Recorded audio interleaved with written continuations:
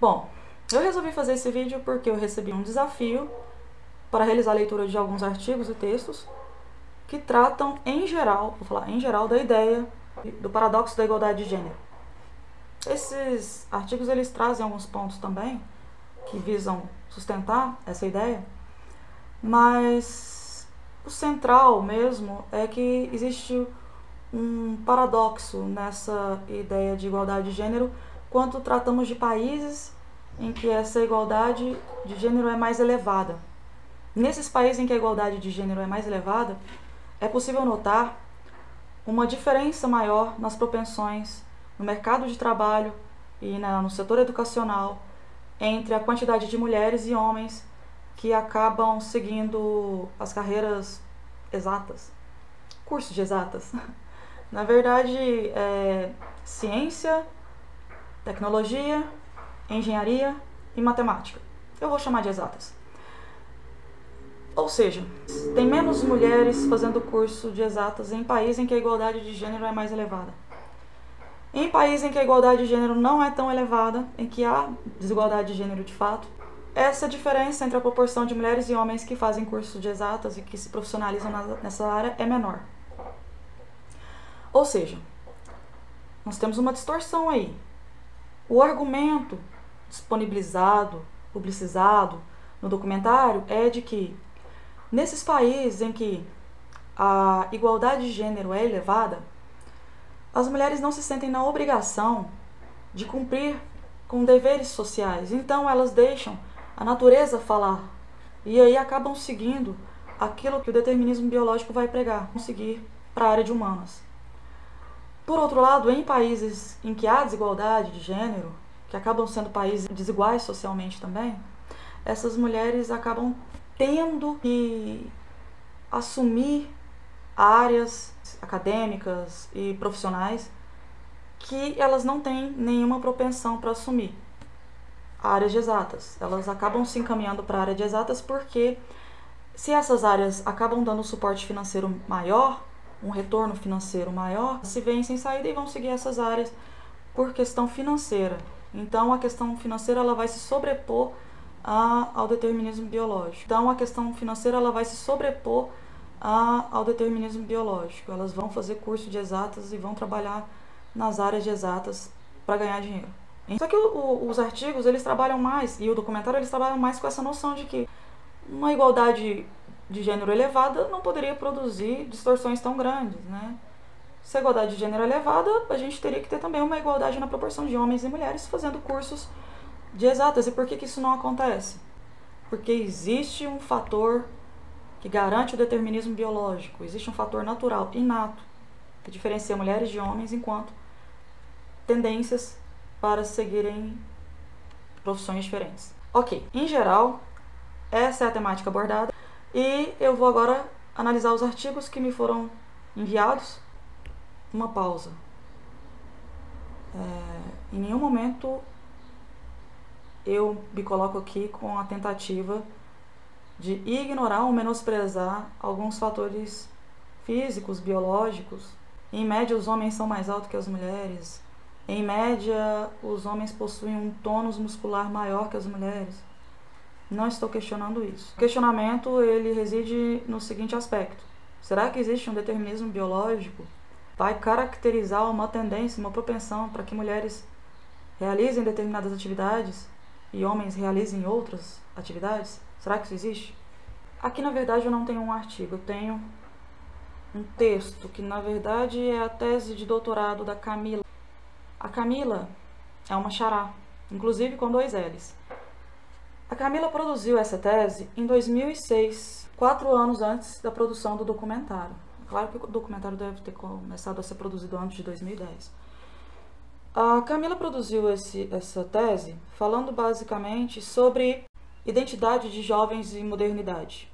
Isso no aspecto escolar. A Camila fez inclusive estudos empíricos e aqui tem dados muito interessantes na tese dela. Eu não sei de que forma essa tese da Camila foi utilizada para embasar o documentário Lavagem Cerebral, que é um documentário que quer justificar que em países em que há maior igualdade de gênero, você tem uma diferença muito grande na proporção de mulheres e homens que estão fazendo faculdade STEM, Ciência, Tecnologia, Engenharia e Matemática. Em nenhum momento a Camila fala que isso acontece. E pior, a tese dela não envolve analisar as diferenças de sexo e o que isso pode provocar no futuro profissional. A Camila não lida com determinismo biológico em nenhum momento. A Camila não lida com características inatas. Não.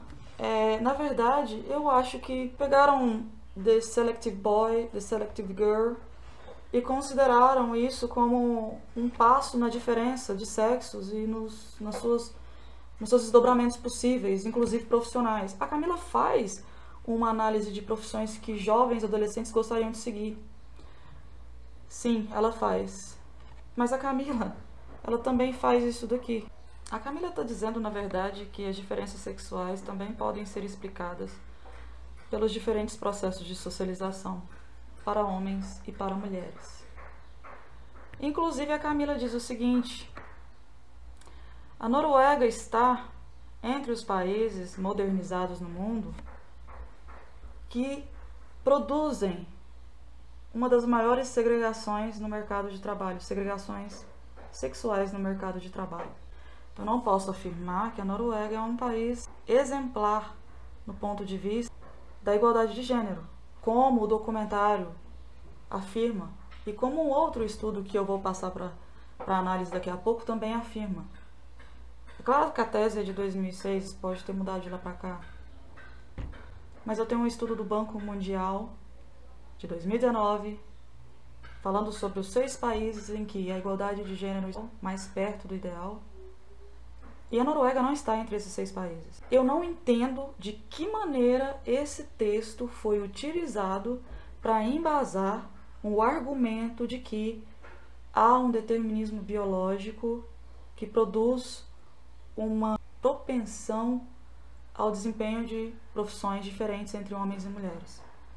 Eu não consigo encontrar nessa tese esse momento. Inclusive, eu consigo encontrar o oposto disso. Eu posso dizer para vocês que essa é a primeira fake news do documentário. Porque, de certa forma, a Camila trata de diferença de sexos e trata de profissões, mas a Camila não formula em nenhum momento o argumento que está sendo enfatizado no documentário. Ok, a tese da Camila, minha xará, ficou pronta em 2006. O documentário, Lavagem Cerebral, ficou pronto em 2010. Eles tiveram 4 anos para pesquisar essa tese da Camila e ler isso direito, mas não fizeram. Eles quem? Os produtores do documentário. Ok, mas em 2018 surgiu um novo estudo visando fazer uma análise em 52 países para verificar se há essa propensão de fato e se ela está relacionada aos países que possuem uma elevada igualdade de gênero ou não. Bom, e aqui está o segundo artigo que nós temos, né? Que trata o paradoxo da igualdade de gênero na educação, nos cursos de ciências, tecnologia, engenharia e matemática. Então, esse artigo aqui foi muito compartilhado, muito mais do que a tese da Camila. Inclusive, associam o que foi produzido na tese da Camila ao que está nesse artigo. Coisa louca. Que ele foi muito divulgado, muito difundido. Ele não está nesse documentário, porque o documentário é de 2010. Mas a maioria das pessoas que compartilham o documentário enviam esse artigo junto, mais recente. Pode dar um subsídio maior, né? O artigo trata como que foi feita a pesquisa, os resultados e tudo mais. Que a ideia geral é aquela que eu disse para vocês. Nos países em que a desigualdade de gênero é menor, a proporção de mulheres e homens nos cursos de exatas, ela acaba sendo, a diferença dessa proporção acaba sendo maior. Então, temos menos mulheres e mais homens nesses países em que a igualdade de gênero é elevada. Autores desse artigo, que basicamente, quando as mulheres estão em países em que há igualdade de gênero quase perfeita, próxima da perfeição, elas se sentem livres de cumprir os papéis sociais que foram designados para exercer livremente a sua natureza, para exercer livremente a profissão que a sua natureza determina, que a sua característica sexual biológica vai determinar. E no caso dos países em que não há tanta igualdade de gênero assim, esses países acabam sendo desiguais também no nível social. Então essas mulheres precisam entrar no mercado de trabalho, elas acabam passando por cima do seu determinismo biológico e sexual para alcançarem postos nas faculdades de exatas e nas profissões que trabalham com exatas. Justamente porque o fator econômico pesa mais do que o fator biológico nesse argumento. Antes que eu pudesse estruturar a minha defesa metodológica de dados desse trabalho, eu encontrei um outro trabalho. Pasmem. Aqui nós temos um outro artigo que usa parte do texto desse último artigo que eu mostrei para vocês. Na verdade, esse artigo aqui está questionando, será que realmente existe um paradoxo da igualdade de gênero na ciência, na tecnologia, na engenharia e na matemática? E aí eles colocam que é um comentário ao estudo feito, né, por esses dois autores, que é o artigo anterior que eu acabei de mostrar para vocês. Vários autores leram o texto dos dois, falando que existe um paradoxo da igualdade de gênero, e questionaram esse texto. Começaram a ler e a encontrar algumas inconsistências. E eles foram colocando todas as inconsistências aqui. Inclusive metodológicas, que eu havia até selecionado. Todas as inconsistências foram levantadas aqui. Todas, absolutamente todas as inconsistências desse texto foram levantadas aqui. Ah, mas ok, quem está mentindo então? Quem está falando a verdade? E não é que tinha realmente alguém mentindo nessa história? Bom, vamos lá. O primeiro artigo que serviu de embasamento para aquele documentário, que na verdade é a tese da Camila, não fala absolutamente nada do que estava exposto, né? Inclusive vi em vários sites, Camila tal publicou um estudo que fala da diferença do determinismo biológico de homens e mulheres para diferentes profissões. A tese está disponível no link. Então tem esse artigo de 2018 que vai falar sobre isso, inclusive fazendo um estudo empírico, usando 52 países. Acontece que esse estudo foi questionado em 2019 por um grupo de professores, de pesquisadores. Esse questionamento ele era realmente embasado? Então, bora pesquisar. Bom, basicamente eles se sentiram pressionados por esse grupo de professores que questionaram algumas informações e obtenção de dados e questões metodológicas do trabalho deles, e aí resolveram dar uma verificada para ver se fazia sentido mesmo. Nessa verificação que fizeram, encontraram mais de 1000 erros, mais de 1000 problemas. E aí publicaram essa pequena errata, essas correções, no mesmo site da revista em que publicaram o artigo. Foi basicamente isso que aconteceu. Está aqui publicado por eles mesmos. Aí, the change, in addition. Ou seja, a tese da Camila não falava o que foi reproduzido no documentário. E o artigo de 2018, da pesquisa de 52 países, ele tem 1000 problemas. Inclusive, ele anda sendo compartilhado sem as alterações, tá? Então, eu encontrei muitos PDFs deles sem essas 1000 alterações. Ou seja, o artigo continua sendo reproduzido com todos esses 1000 erros que ele possuía. Embora, aqui no site da revista, você tenha essas alterações, essas correções. Bom, aí cabe à pessoa que está recebendo a informação investigar sobre ela. A não ser que você receba toda a informação e não questione. Já considere como verdadeira, partindo do pressuposto que, se ela condiz com o que você deseja, ela deve sim ser verdadeira. O vídeo, o documentário, ele segue adiante. Entre uma ironia e outra, com alguns sociólogos que eles se propõem a entrevistar, eles resolvem desconstruir essa ideia de construção social do gênero, né? E daí eles vão até um médico, um psiquiatra, que tem a experiência de lidar com crianças de 8, 9 meses, e ele mostra lá que toda vez que ele coloca os brinquedos, Os meninos procuram os brinquedos de menino e as meninas procuram os brinquedos de menina. Então isso significaria uma espécie de determinismo, porque 8 meses ainda não foi suficiente para esse menino ou essa menina sofrer influência do meio. Será que não? Como foi um experimento de um médico que não virou nem artigo, não tem nada publicado, eu acho que seria até injusto me dar ao trabalho de rebater essa informação com ciência. Eu poderia simplesmente pegar o depoimento da minha mãe, que é pedagoga e que trabalha com crianças recém-nascidas até 5 anos. E coloca brinquedo para esses meninos e para essas meninas. Mas não, vamos rebater essa falsa informação com ciência também. Bom, pessoal, aqui eu tenho um artigo fresquinho de 2018 que faz um experimento com crianças, né, bebês, 5 meses até 1 ano. Então, com uma idade relativamente inferior à idade com a qual o médico trabalha no hospital com as crianças, que no caso é de 9 anos, são 9 anos, né, que elas... Tem muitas informações, mas resumindo para vocês, o ponto final, o desfecho, é que já aos 5 anos as crianças já conseguem receber influência do meio e já conseguem reproduzir essas influências na escolha dos brinquedos.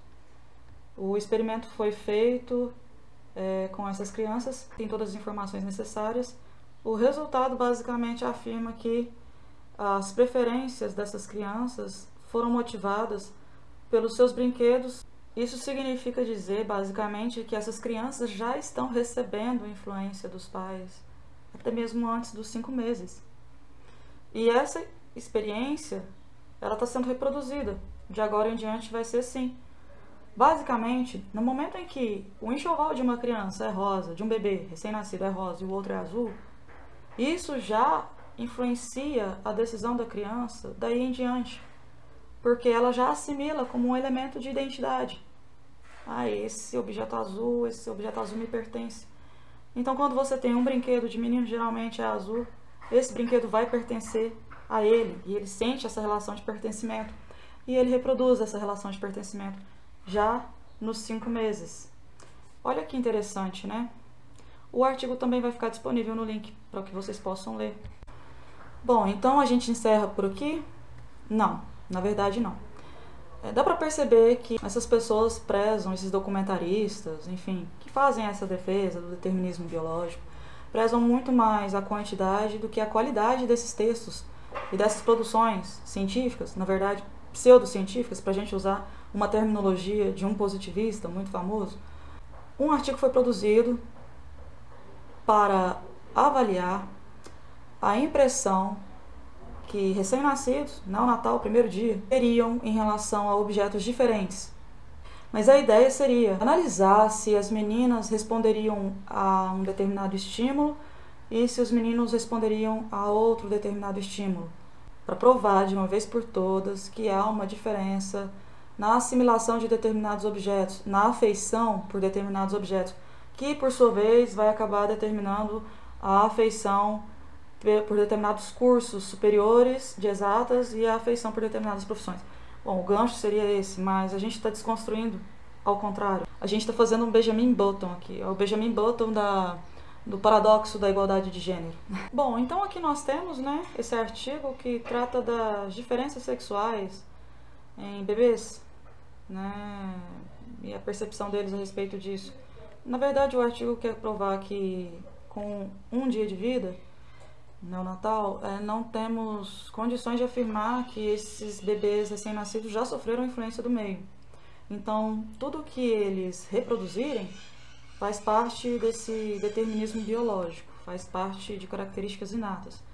O experimento aqui é feito com 58 meninas, 44 bebês, todos recém-nascidos, né? 1 dia de vida, para analisar as expressões faciais que eles produzem quando recebem determinados estímulos.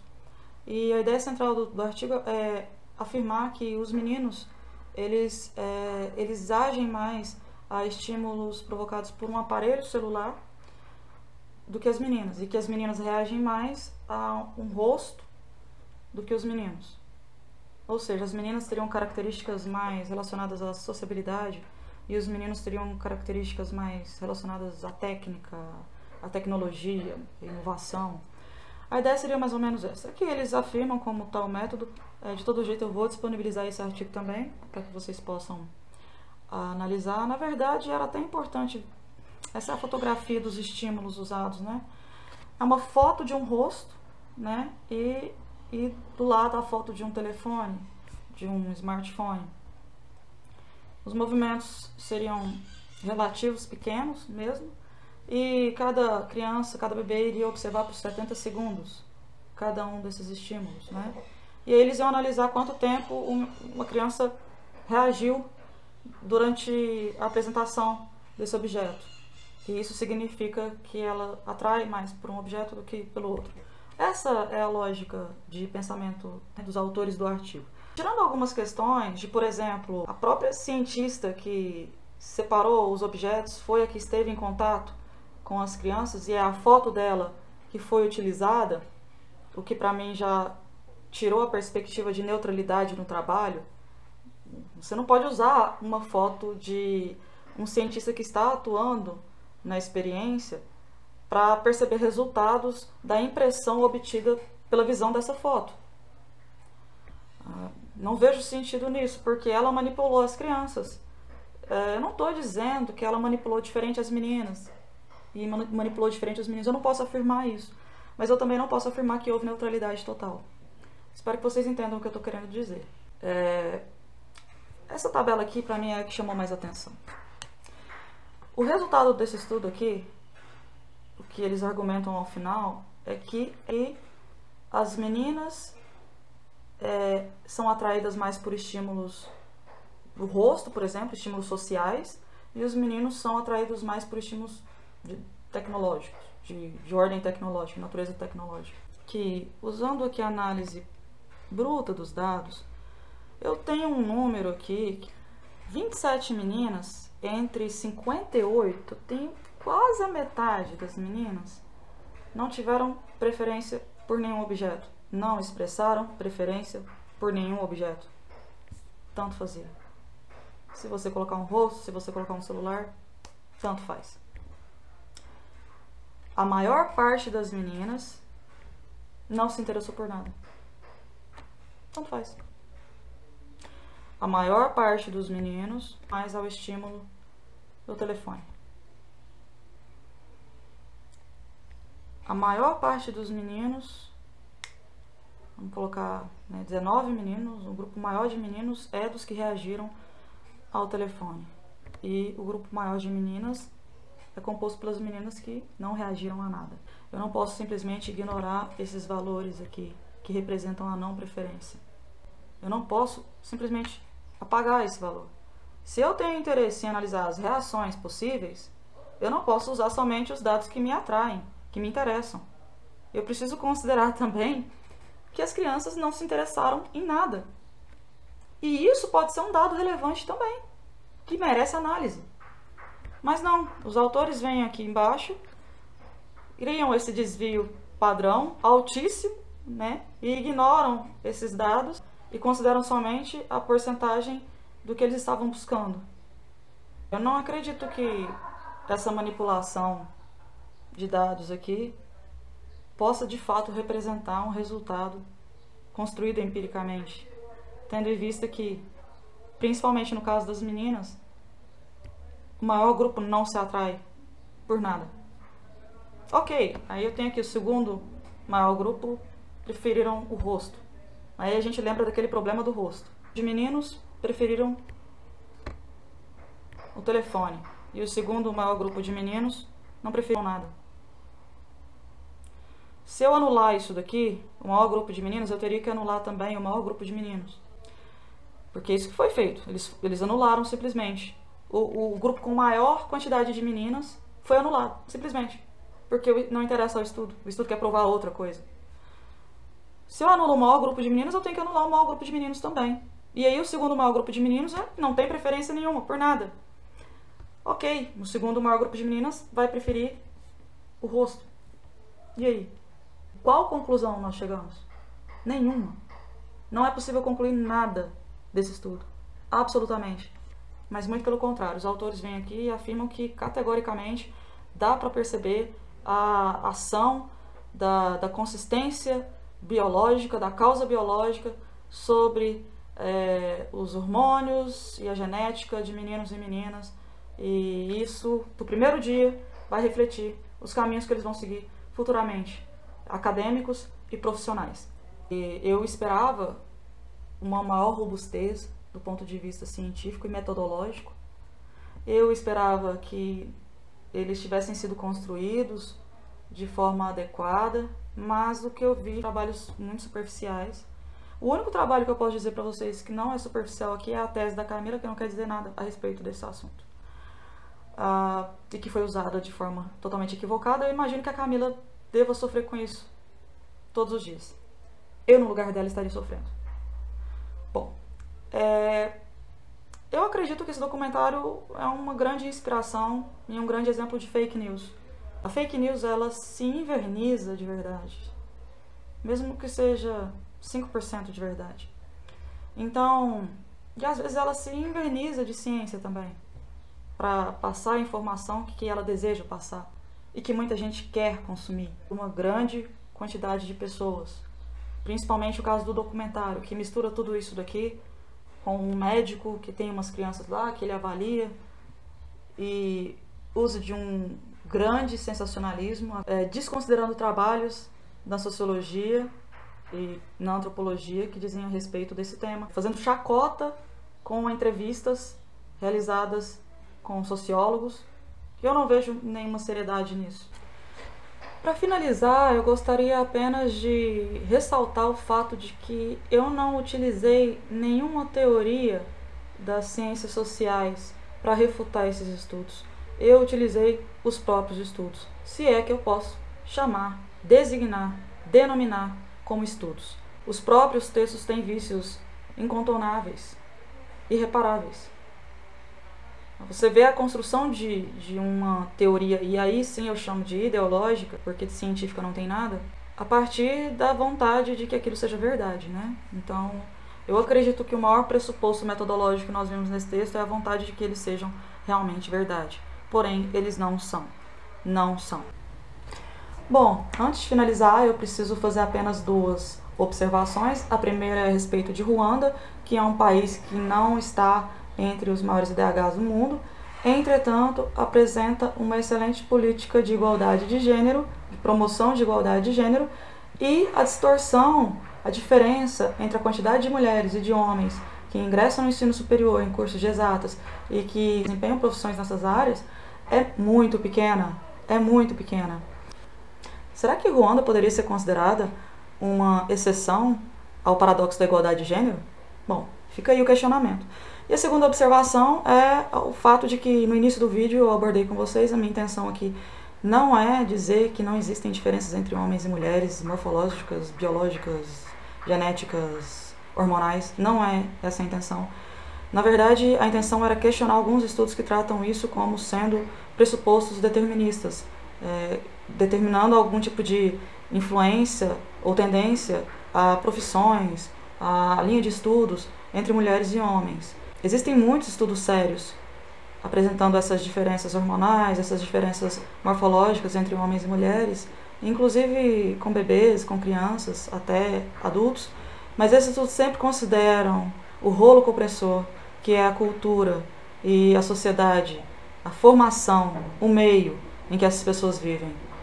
Quase que não há espaço para essa expressão biológica, portanto, afirmar que existe uma tendência é ignorar esse rolo compressor que passa a influenciar a vida de um bebê a partir do primeiro dia de vida. É isso, minha gente. Até a próxima. Tchau.